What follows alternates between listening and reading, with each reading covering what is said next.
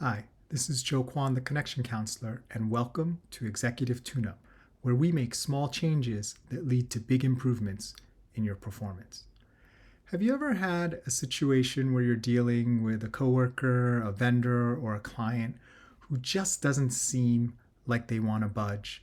No matter what argument or logic or chart or presentation you give to them, cajoling, persuading, no matter how nice of a dinner you take them out to, you just can't get them to budge on a particular point, which is really important to the success of the project, as well as perhaps the overall working relationship. Well, today we're going to talk about how that can happen despite your best efforts and what we can start to do differently to get a better result.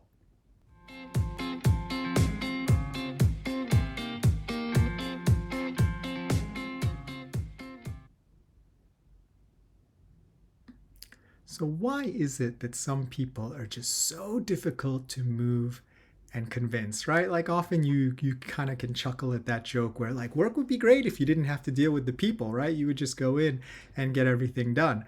But I think we all realize at the end of the day that that's not reality. And part of the value, if you think about most really good leaders, is they understand how to move people in order to get things done. And their ability to do that is part and parcel of why they continue to move up in their careers and be given more opportunities to lead. Now, being able to move someone can be done in more than one way, right? So I don't want to give you the impression that I think that anyone who is in a leadership position is kind and gentle and moves people in a great way that makes everyone happy. In fact, oftentimes we see the opposite is true. We see a path of devastation and destruction that the leader leaves behind, and we kind of wonder how do they continue to advance when the results to certain parts of the organization, at least in human capital, can be so devastating. And when we think about executive presence, it really kind of gives us a clue to this, right? It's inspiring. It's your ability to inspire confidence that you can lead well in a given situation. Now, the key here is what does lead well mean?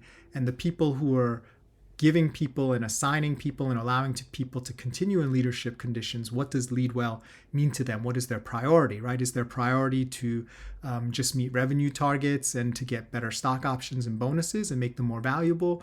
Or is it a little bit more holistic where they care about the entire organization, maybe long-term just versus short-term? So, a lot of times people talk about dark charisma, how sometimes executive presence can be dangerous. I would just like to say that, like any other tool, the use of it from the user is what determines the morality. I don't think, most skills in and of themselves are particularly good or evil. Even things like, empathy and getting people to sort of understanding how people feel can be used for negative purposes if the person who has that ability isn't looking out for your best interests, but instead for theirs.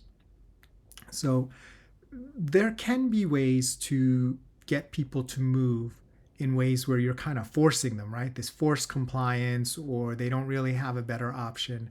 And I like the metaphor of a tree in the forest, right? And the way you can move things around is you can move it at the branch level, right? You can trim some branches, or you can even bend the branches in a way you want. But the actual tree itself, fundamentally, the tree is still there, and it's a little bit damaged from all the moving you've done, because the roots of the tree and what hold it in place are really what is keeping the tree from moving, not the branches or the trunk above the ground. So for someone to really, really move and to be movable, you can't yank them out of their position. They actually have, like in Lord of the Rings, ever seen that where the trees actually like come out of the ground and they start walking? It's kind of like that. Like they have to move themselves. So you play a role in kind of helping them understand the context, and then they decide to move themselves. It's not you actually pulling them out and replanting them somewhere else, because a lot of damage will happen to the relationship. and trust. And often there's a vindictiveness and a disloyalty that kind of breeds when someone feels that they were forced to do something before they were ready, or in a way that kind of disrespected their own concerns. Just paying someone a salary doesn't entitle you to, or doesn't make the disrespect you might give them or the ill treatment of them go away, right? We're still human beings. We're still going to feel that. So that leads us to our next question. How do we move people? How do we get immovable people, the ones who just don't want to move? How do we get them to move to a position which we know, right? Because we're good people, we're trying to do the right thing, will be a better position for them, for us, for the organization overall, for the project, and maybe for society. So when I do my demonstrations, there's one that I find particularly effective to illustrate this point. So imagine you are the person that someone's trying to move, right?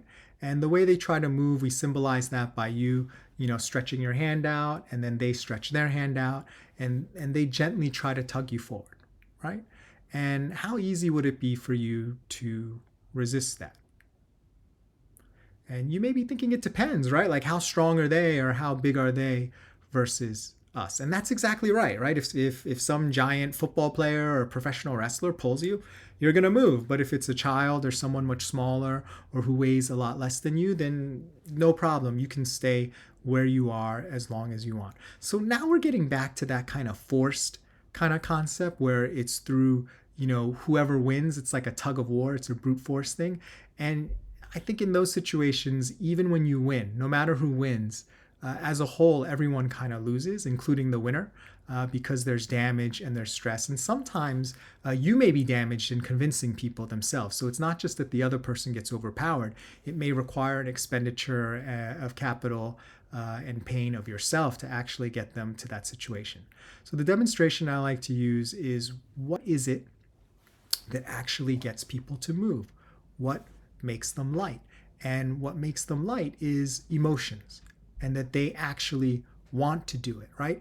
You have to get people to feel like they want to do it before they do it. So the emotional aspect of it and getting them to be open to it actually has to occur before any convincing.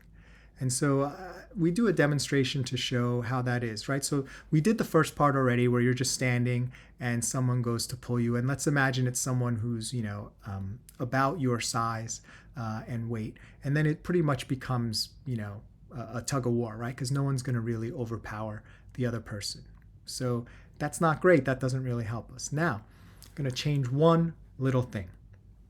I want you to stand up on your tippy toes, kind of like a ballerina does on point. Now, obviously, you're not going to stand on your toes like that. Please don't do that. But just, kind of lift your heels up a little bit off the ground as much as you're comfortable doing. So you're kind of up on your tippy toes a little bit. And then try that same thing. Extend your hand out just like you're having a handshake. Have someone grab onto your hand and just gently tug you forward. What happens?